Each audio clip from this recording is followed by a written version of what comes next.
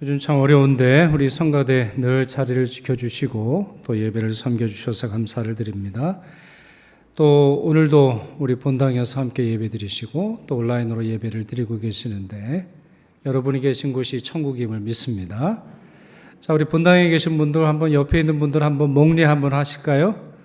반갑습니다. 함께 예배 드려서 감사합니다.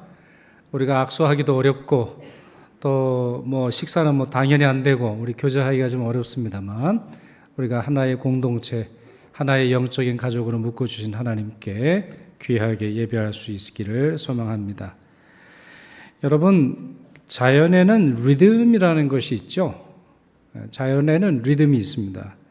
하루는 밤낮으로 이루어져 있고 파도는 썰물과 밀물이 있죠. 계절은 어떻습니까? 계절도 리듬이 있는 거예요. 봄, 여름, 가을, 겨울이 있어요. 우리나라 같은 경우는. 그리고 생물들이 호흡할 때 들숨과 날숨이 있습니다. 그러니까 숨을 쉬기도 하고 숨을 내뱉기도 하는 거죠. 리듬이 있는 거예요. 규칙이 있어요. 자, 이것이 창조의 섭리입니다만 영적인 삶의 규칙이기도 합니다. 이러한 규칙, 이러한 원리, 이러한 리듬이 영적으로도 마찬가지입니다. 그래서 건강한 영성에 있어서는 행동과 멈춤, 선포와 침묵, 소유와 나눔, 성취와 포기, 간청과 수용이 있습니다. 기도를 통해서 한번 예를 들어 볼까요, 여러분? 우리가 기도를 주로 이제 두 가지로 우리가 비유하는 것 같아요. 호흡이다. 아니면은 기도를 하나님과의 대화다. 이렇게 말해요. 여러분, 대화라는 게 뭡니까? 대화는 내가 말하고 상대방도 말하는 거죠. 혼자 말하는 것은 대화라 그러지 않고 독백이라 그래요.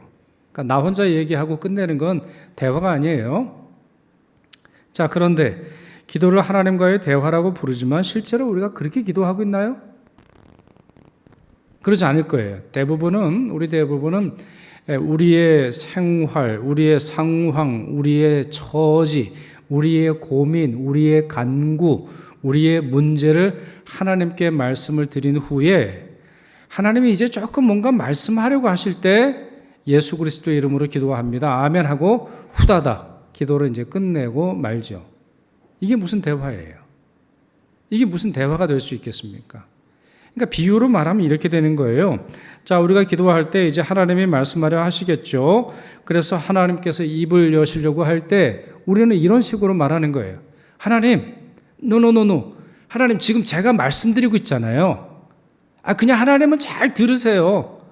하나님 그냥 들으시고 제가 원하는 거 이루어 주시면 되는 거예요. 굳이 저한테 말씀하실 필요가 없고 그냥 하나님 잘 들으세요. 그리고 제 뜻대로 이루어 주세요. 이렇게 불경스럽게 말하는 것과 뭐가 다릅니까? 정말 참된 기도에는 이와 같은 대화가 있어요. 이와 같은 리듬이 있어요. 입으로만 하는 게 기도가 아니에요.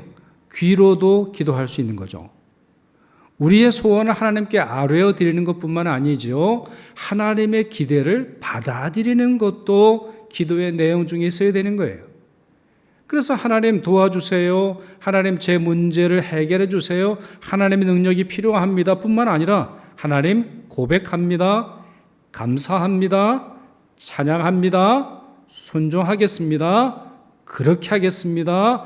하나님이 원하신다면 저를 드리겠습니다. 라고 하는 것이 하나의 기도 속에서 리듬을 가지며 이루게 되는 것이죠. 그러나 다시 말씀드립니다만 우리 기도의 상당수는 일방적이에요. 일방적이에요. 우리가 듣는 기도를 강조를 많이 해야 하는데 우리가 실천해야 하는데 그러지 못한 것이 우리의 이제 문제이죠. 그러나 사실 문제는 기도에서만 나타나는 것이 아니라 우리의 영적 생활의 대부분이 이렇다는 거예요. 대부분이 어떤 리듬을 맞추면서 뭐라 그럴까요?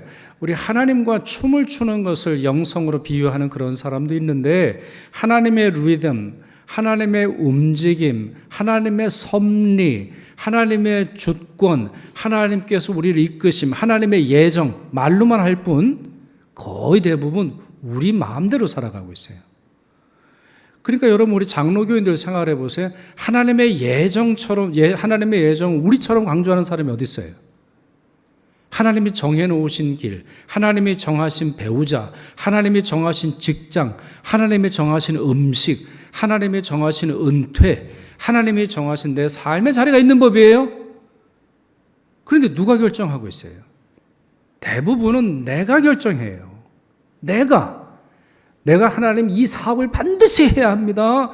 이거 반드시 해야 합니다. 우리의 학교 반드시 이과 가야 합니다. 여기를 가야 삽니다. 우리가 결정하고 있잖아요. 그러니 상당수 하나님께서 우리를 도와주시려고 해도 실제로 그것을 느끼기가 어렵게 되는 것이죠. 우리가 정말 깨달아야 할 것 중에 하나는 영적인 리듬이에요. 특별히 오늘 저는 이 영적인 리듬 중에 시간과 관련되어 있는 말씀을 드리려고 해요. 시간 규칙과 관련된 말씀을 드리려고 하는데, 자, 성경에서 몇 가지 내용을 좀 살펴보도록 하죠. 모두 5가지를 말씀드리려고 할 텐데, 드리려고 하는데요. 첫째, 자, 우리 창세기 말씀을 좀 보시면 하루가 이렇게 만들어졌다고 설명하죠. 창세기 1장 3절에서 5절 같이 읽습니다.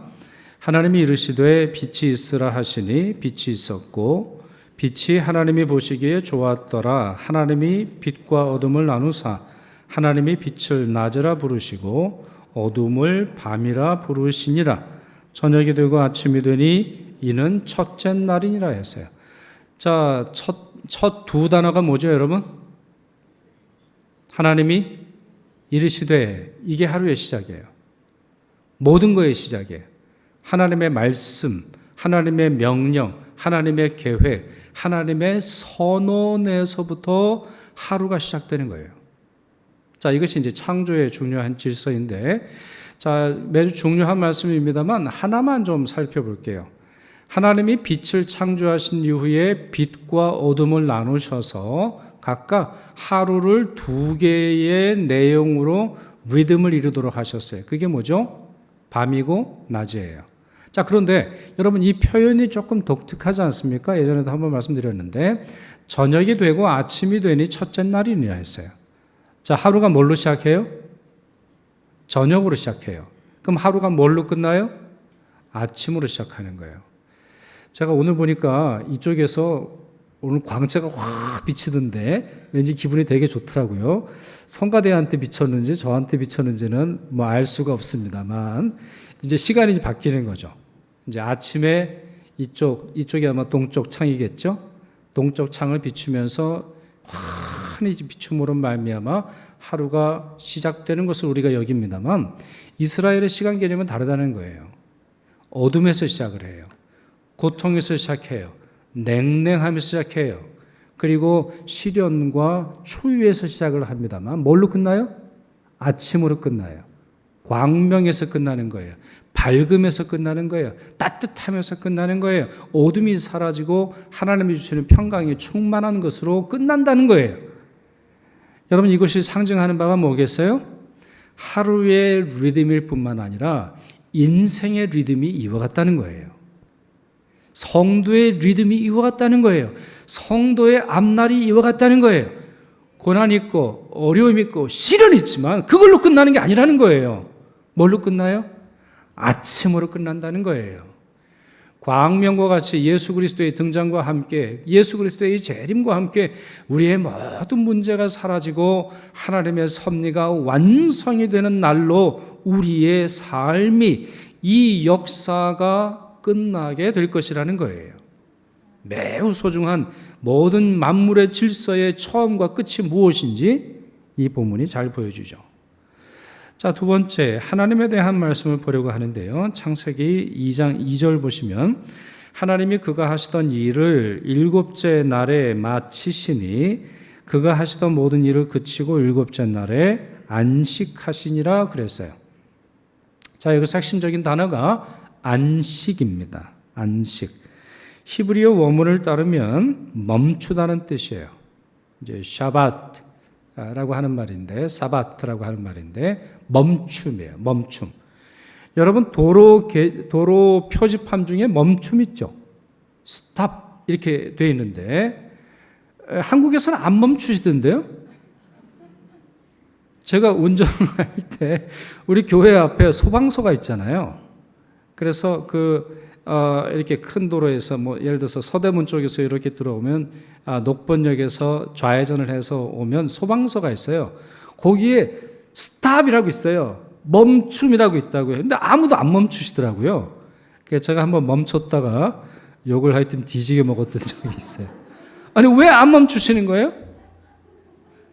멈춰야 되는 거예요. 그러니까 한국은 조금 뭐랄까요, 이렇게 국제적인 그게 있긴 있는데 조금 다르게 적용하시는 것 같아요. 캐나다 같으면 난리 납니다. 미국 같으면 난리 납니다. 예를 들어서 버스, 우리 스쿨 버스에 보면 이제 아이들을 내릴 때 이게 쫙 옆에 열립니다. 스탑, 멈춤이라고 했어요. 이거 어기면 한 300만 원 벌금 냅니다. 그리고 2번 정도 하면 아마 면허 취소될 정도로 엄격합니다. 멈춰야 되는 거예요. 멈추면 말 그대로 멈추는 거예요. 스탑하는 거예요. 그게 풀릴 때까지는 그냥 가만히 있는 거예요. 어떻게 보면 여러분, 사실 우리 어렸을 때부터 그런 경험이 있어요. 우리 얼음땡 놀이 했던 거 기억나세요? 얼음하면 가만히 있어야 되는 거예요. 그래, 어느 때까지 가만히 있어야 되는 거예요? 땡 할 때까지. 누가 와가지고 나를 쳐줘서 나를 그 얼음 상태에서 끝날 때까지는 멈춰 있는 거예요. 멈춤이에요. 안식은 멈춤이에요. 근데 여러분, 이게 참 흥미롭지 않습니까? 하나님이 멈추실 필요가 있어요? 하나님을 우리는 전지전능하신 신이다 불러요. 그러니까 그분에게는 모자람이 없어요. 그분이 어떤 에너지를 요구하는 게 아니에요. 그분의 에너지를 써서 6일 동안 천지를 창조하신 이후에 너무 피곤하셔가지고 쉬시거나 잠드셔야 할 이유가 없어요. 그럼에도 불구하고 하나님은 6일 동안 일하셨고 하루를 쉬셨어요. 스탑하셨어요. 그 창조하시는 활동을 스탑하셨고 그와 같은 스탑을 통해서 6일간의 창조를 완성하셨어요. 그러니까 스탑은 단순히 뭔가 모자람이 있고 그만두는 것이 아니라 했던 일을 완성하는 의미를 가지고 있는 것이죠. 그런 점에서 여러분, 하나님은 리듬을 창조하신 거예요. 단순히 세상을 창조하신 것이 아니라 시간의 흐름, 시간의 규칙, 한 주일의 삶의 원칙도 함께 창조하신 것이죠. 자, 세 번째, 기도의 리듬을 말씀을 안 드릴 수가 없어요.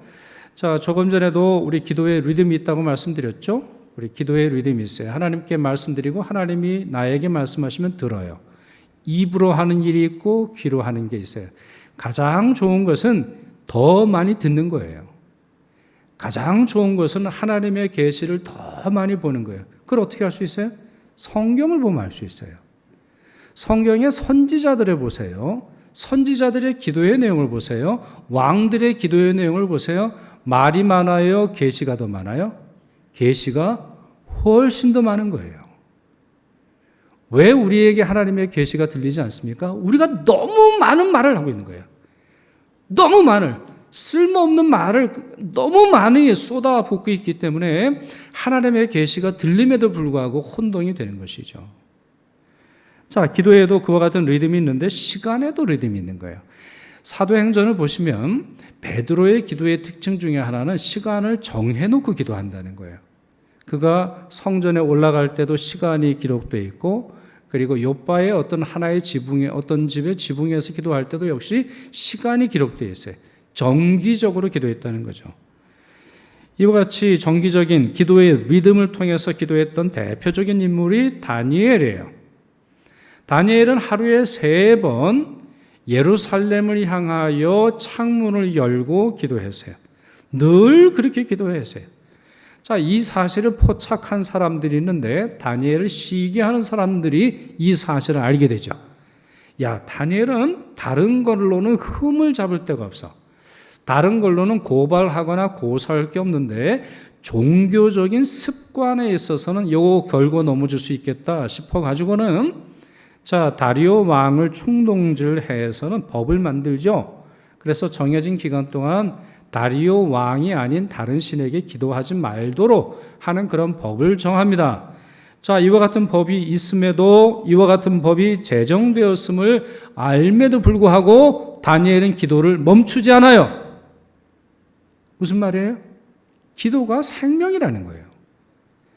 여러분, 우리 그런 말 이제 하자요. 저도 이제 이런 말 많이 들었습니다. 말은 잘하네. 이런 말 참 많이 들었어요. 말은 잘하네. 여보 사랑해. 말은 잘하네. 이런 얘기를 제 아내가 한 건 아니고 드라마에 보면 그런 얘기를 하더라고요. 드라마를 보면 말은 잘하네. 이런 걸 해요. 근데 여러분, 우리가 그렇잖아요. 우리가 그렇잖아요.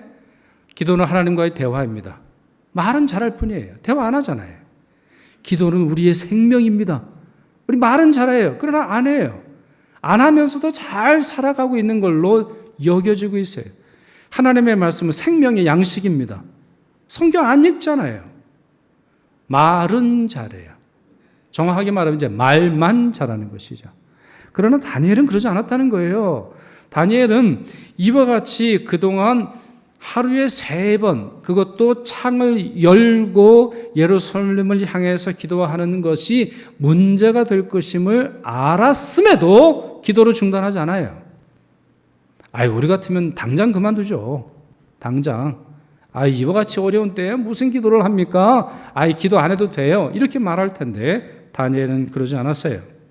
결국 다니엘은 왕의 법령에 따라서 사자굴에 던져지고 결국 다니엘은 하나님의 법칙에 의해서 살아남습니다. 왕의 법령이 찾아오는 것은 어쩔 수 없었지만 하나님의 보호하심의 능력 속에서 하나님은 사자의 입에서 다니엘을 구출해 내시죠. 우리는 어쩌다가 기도합니다만 어쩌다 기도하면서도 자랑스럽게 여깁니다만 대부분의 기도 시간은 놓치면서 특별한 기도 시간에는 참여하려고 하면서 만족해 합니다만 믿음의 사람들은 그러지 않았어요. 시간을 정해서 기도했습니다. 스코틀랜드의 신학자인 호라티우스 버나르라고 하는 분이 이런 말을 했습니다. 거룩한 삶을 참되게 상징할 수 있는 것은 한순간 반짝이고 끝나는 번개가 아니라 지속적으로 비추는 작은 햇살들입니다. 여러분의 영성을 진짜 영성답게 만드는 것은 번개불이 아니에요. 어쩌다 한번 임하는 은혜가 여러분을 지탱케 하는 게 아니에요. 작은 햇살들, 작은 촛불들, 작은 헌신들, 정말 작은 시간이라도 정기적으로 떼어서 하나님께 드리는 것을 통해서 영적인 삶을 가능하게 하는 거예요. 아마 서양 역사에 있어서 시계를 가장 강조한 사람을 꼽으라면 베네딕트를 꼽을 수 있어요. 베네딕트. 주후 5세기에서 6세기 사이 서양 영성사, 서양 수도원에 있어서 이분을 빼놓고는 설명할 수 없을 정도로 영성에 있어서 교회 역사에 있어서 수도원과 관련해서 이분은 정말 중요한 분이에요. 근데 이 베네딕트가 수도원의 규칙을 만들었을 뿐만 아니라 해시계를 고안해냅니다. 그전에도 해시계가 있었다고 합니다만 그는 해시계를 아주 정교하게 만들어서 사계절, 계절이 바뀐다 할지라도 정해진 기도 시간이 언제인지를 끊임없이 수도사들에게 말해줬어요. 자, 왜 이걸 말해줬냐면 수도사들은 기도하기 위해서 모였는데 기도하러 모인 사람들도 게으름을 피우더라는 거예요. 예를 들어서 해가 떠오르고 해가 둥그런 해가 보일 때쯤에 기도하러 오세요. 그전에는 이제 이렇게 얘기했겠죠. 시계가 정확하게 있지 않으니까. 아니면 해가 중천에 떠서 우리 집이 그림자가 없을 시절에는 오후 예배를 드립니다. 해가 저문 바로 그 직후에 우리 예배를 드릴 테니까 모이세요. 주로 이제 이렇게 설명을 했는데 가만히 보니까 게으른 거예요. 수도사들이 겨울철을 너무 좋아해요. 왜요? 겨울에 해가 늦게 뜨니까. 자기가 더 오래 자는 걸로 좋아하고 예배가 짧아지는 걸 좋아하고 점점 게을러진다는 거예요. 그러니까 어떤 상황 속에서 아니면 자기의 느낌 속에서 기도 시간이 들쭉날쭉하는 걸 막기 위해서 베네딕트는 수도원마다 해시계를 만들도록 하고 그리고 정해진 시간에 깨어서 주님께 기도하도록 했어요. 실제로 여러분들이 이제 서양을 이렇게 여행하다 보면 뭐 성당도 마찬가지입니다만 수도원과 같은 데서 이 시계가 아주 잘 보이는 곳에 있는 걸 여러분들이 관찰하실 수 있어요. 왜 그래요? 정해진 원칙에 따라서 기도하고 정해지고 규칙적인 기도가 얼마나 우리 영성에 필요한지를 잘 보여주는 것이죠. 네 번째는 안식일이에요. 조금 전에 두 번째에서도 말씀드렸습니다만 하나님께서 안식하셨어요. 하나님께서 이제 스탑하셨는데 하나님께서는 우리에게도 스탑하라고 말씀하세요. 멈추라고 말씀을 하고 계세요. 반드시 지키라 명령을 하셔서 안식일을 어길 때 돌로 쳐 죽이라 이런 말씀을 하세요. 자, 이럴 정도로 이 안식일 계명은 아주 중요한데요. 출애굽기만을 보시면 출애굽기에는 3번에 걸쳐서 안식일 계명이 나옵니다. 3번에 걸쳐서. 자, 그 중에 저희가 출애굽기 23장을 읽었는데요. 10절, 11절 안식년이 먼저 나옵니다. 자, 이것은 이제 안식일이 아니라 안식년에 대한 규정인데 7년에 1년을 쉬는 거예요. 7년에 1년은 이제 스탑합니다. 자, 이 말씀 같이 읽겠습니다. 7째 해에는 갈지 말고 묵혀두어서 내 백성의 가난한 자들이 먹게 하라. 그 남은 것은 들짐승이 먹으리라. 내 포도원과 감람원도 그리할지니라. 이렇게 하나님께서 명령하세요. 자, 갈지 말라. 무슨 말이죠? 뭘 갈지 말라는 뜻이에요? 땅을 갈지 말라는 거예요. 밭을 휴경하라는 거예요. 놔두라는 거예요.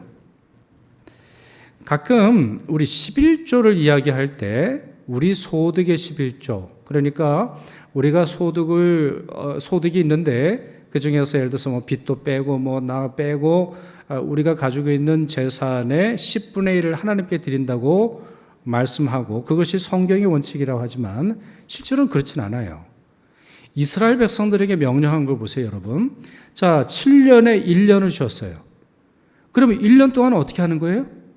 1년 동안 소득을 누가 줍니까? 주지 않아요. 그리고 왜 쉬어야 됩니까? 아니 1년 동안 쉬면은 내 재산, 내 빚 누가 갚아줍니까? 하소연하면 한데 하나님께서 뭐라고 말씀하세요?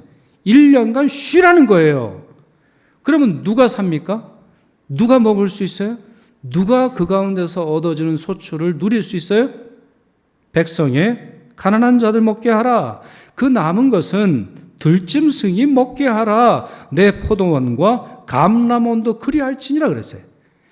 가난한 사람을 배려하고 동물들, 짐승들, 이 땅들, 자연들, 만물을 위해서 우리는 7분의 1을 헌신해야 된다는 거예요. 매우 놀라운 규정이에요. 요즘처럼 자본주의 사회에서 정말 지키기에 거의 불가능한 그런 말씀이라고 볼 수 있어요. 근데 여러분, 사실 그 결과를 우리가 지금 경험하고 있는 거예요. 제가 어렸을 때 보면 저희 엄마가 사과를 깎으신 후에 설탕물에 담가 놓으신 거를 본 적이 많아요. 예를 들어서 이제 저희 목사님이 신방을 하시기 오기 전에 이제 다 이제 준비를 해 두시는데 사과 같은 경우는 설탕물에 넣으시더라고요. 그 왜 그러냐 여쭤봤더니 사과가 철분이 많아서 잘라 놓으면 시커멓게 된다는 거예요. 그러니까 실제로 그래요. 제가 어렸을 때 기억이 그렇습니다. 정말 사과 잘라 놓으면요 시커멓게 됐어요. 처음에는 누렇게 되다가 얼마 지 않아서 시꺼멓게 됐어요. 왜 그래요? 철분 때문에 그래요. 근데 여러분 요즘 사과가 그렇습니까? 요즘 사과가 그래요? 제가 오늘 실험을 했었어야 되는데 1부에 잘라놓고 2부에 들고 왔어야 되는데 시꺼멓게 되지는 않아요. 그냥 마를 뿐. 왜 그래요? 다 뽑아 쓴 거예요. 땅의 기운을 다 뽑아 쓴 거예요. 그래서 실제로 사과를 먹긴 먹지만 옛날에 먹었던 사과의 영양소는 상당수 빠져 있어요. 뭐만 있어요? 단맛만 있는 거예요. 요즘에는 그것만 그런 게 아니에요. 뭐 토마토를 먹어보세요. 뭐 감을 먹어보세요. 뭘 먹어보세요. 단맛만 많아졌어요. 사람들이 단맛에 길들여져 있기 때문에 중독이 되어 있기 때문에 단맛이 있으면 맛있다라고 말할 뿐인데 실제로 문제가 심각한 겁니다. 아무리 많이 먹어도 건강해지지 않는 거예요. 바다를 보세요. 바다가 쉽니까? 바다가 쉬지 않아요. 강물이 쉽니까? 강물이라는 것이 높은 데서 낮은 데로 바다를 향해서 잘 가야 되는데 사람들이 끌어 쓰고 펌프질해서 쓰고 막아놓고 쓰고 소위 말해 사람들은 모든 세상을 자원으로 봅니다. 그것만인가요? 사람도 마찬가지예요. Human resource라는 말을 써요. 사람도 자원으로 본다는 거예요. 교인도 자원으로 본다는 거예요. 내 애도 돈 벌어주는 자원으로 본다는 거예요. 세상 모든 만물을 resource, 자원으로 바꿔놓고 말았어요. 그러니 세상이 이렇게 망가지는 거죠.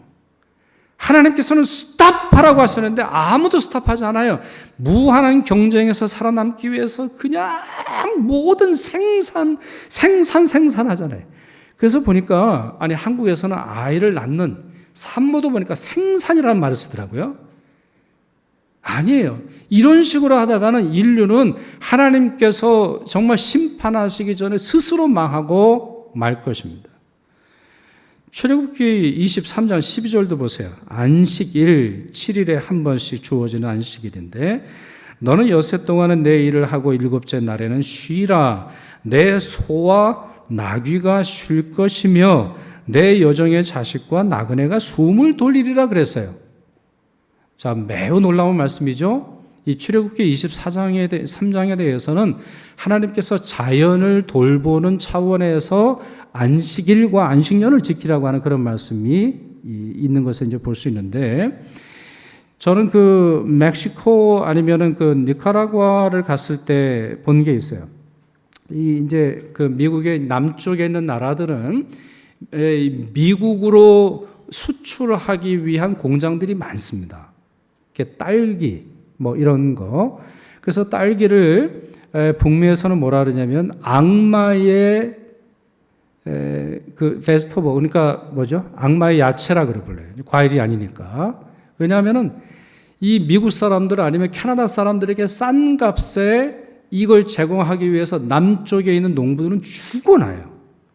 너무너무 고생을 해요. 제가 양계장도 본 적이 있는데 양계장에 불을 안 끄더군요. 밤에 양계장에 불을 안 꺼요. 밤에 오히려 환하게 비춤으로 말미암아 이 양들이래. 뭐죠? 양계장에 뭐가 있는 거죠? 닭들이 죄송합니다. 이게 한국말이 아직도 닭들이 잠을 안 자는 거예요. 뭐 하라는 거예요? 끊임없이 이 알을 낳게 하는 거예요. 여러분 어부들 보세요. 밤에 안 쉽니다. 밤에 불을 밝혀요. 환하게 불을 밝힙니다. 농부들 쌀, 벼, 불을 끄지 않습니다. 계속 비추는 거예요. 그래서 사람에게 값싼 것들을 제공할 수 있도록 끊임없이 생산하는 것이죠. 근데 여러분, 안식일을 지키라고 할 때 왜 지켜야 합니까? 내 소와 나귀가 쉴 것이며 내 여종의 자식과 나그네가 숨을 돌리리라. 여러분, 숨을 돌린다고 하는 말이 뭐예요? 숨을 돌리리라. 좀 쉬는 거예요. 말 그대로 그냥 쉬는 거예요. 숨 돌리면서 리듬을 찾는 거죠. 들이마시고 내뱉는 리듬을 찾게 되는 거예요. 특별히 이 숨을 돌린다고 하는 말은 영적으로 굉장히 중요합니다. 여러분, 인간이 어느 때에 영적 존재가 돼요? 창세기에 보면 뭐라고 되어 있죠? 그 코에 생기를 넣으시니 생령이 된지라, 살아있는 존재가 된다고 했어요. 그래, 숨 좀 쉬어야 돼요. 숨을 쉬어야 돼요. 숨을 쉬어야 하나님께서 만드신 창조의 섭리대로 살아갈 수 있는 거예요. 그건 인간만이 아니죠. 인간뿐만 아니라 동물들까지도 그렇게 해야 살 수 있는 거예요.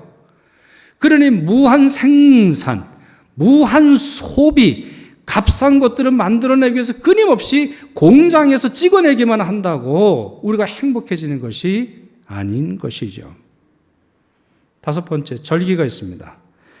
자, 이렇게 일주일 중에 하루를 중단하고 충분히 쉬어야 하는데 이것이 충분한 것이 아니죠. 매년 3번 반드시 일주일간의 절기를 지켜야 됐습니다. 말씀 보실까요? 출애굽기 23장 15절에서 16절 같이 읽습니다. 너는 무교병의 절기를 지키라. 이는 그 달에 내가 애굽에서 나왔음이라. 맥추절을 지키라. 이는 내가 수고하여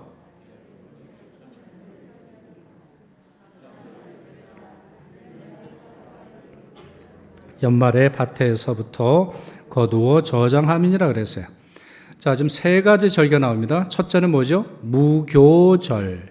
그러니까 이스트를 빼는 거예요. 집에 절대로 이스트를 넣어서 남겨둬서는 안 되고. 두 번째는 맥추절. 세 번째는 뭐죠? 수장절. 자, 뭐 이거 외에도 또 다른 절기가 있으니까 그걸로 너무 그 시간을 쓰고 싶은 마음은 없고. 자, 이 세 절기는 각각의 의미가 있어요. 자, 슬라이드를 다시 보여주시면 왜 무교절을 지키죠? 출애굽의 역사 때문에 지키는 거예요. 맥추절은 왜 지킵니까? 첫 번째 열매, 농사와 연관이 있어요. 수장절은 왜 지켜요? 말 그대로 추수한 걸 가지고 저장할 때 이 절기를 지키는 거예요. 그러니까 여러분 이 말씀 속에서도 쉽게 이해할 수 있습니다만 하나님께서는 1년에 3번 7일, 7일, 7일 21일은 반드시 안식일과 함께 지켜야 하는데 뭐하고 연결이 있어요? 이스라엘의 역사의 리듬과 연관이 있어요. 뿐만 아니라 농사의 리듬과 연관이 있다는 거죠. 그래서 이와 같이 세 개, 역사와 농사와 산업이죠. 그리고는 예배가 마치 여러 개의 이 톱니로 인해서 시간을 제대로 맞춰서 나가는 것처럼 이스라엘 삶을 살도록 했어요. 이 세 가지, 역사와 그리고 산업과 그리고 영적인 것, 이 세 가지가 서로 따로 노는 것이 아니라 이게 함께 진행되도록 리듬을 맞추도록 이 세 가지가 하나님의 은혜 속에서 진행되도록 하나님께서 만드셨죠. 바로 그것이 이스라엘의 영성의 핵심입니다. 자, 결론입니다. 그렇습니다. 이와 같이 하나님께서는 영적인 리듬을 만드셨어요. 그렇다면 영적인 사람이 되고자 한다면 이 영적인 리듬과 시간의 규칙을 지켜야 합니다. 그렇기에 하루를 새벽 기도로 시작하는 것이 중요한 것이고, 그렇기에 말씀과 기도로 시작해야 하는 것이고, 그렇기에 주일 예배를 게을리해서는 안 되는 것이고, 그렇기에 대림절과 사순절과 성령 강림절과 추수감사주일로 이어지는 한 해의 중요한 절기들을 정말 중요하고 소중하게 지켜야 하는 것이죠. 이번 주 수요일부터 사순절이 시작이 됩니다. 사순절은 내려놓음의 절기예요. 금식합니다. 포기합니다. 스탑합니다. 많은 걸 하기보다 많은 것을 검토하고 중지하고 하나님의 뜻 가운데서 우리가 있는 것인지 스스로 판단하고 분별하는 그러한 시기가 되겠습니다. 이미 광고 들으신 것처럼 하루에 10분은 반드시 멈추십시오.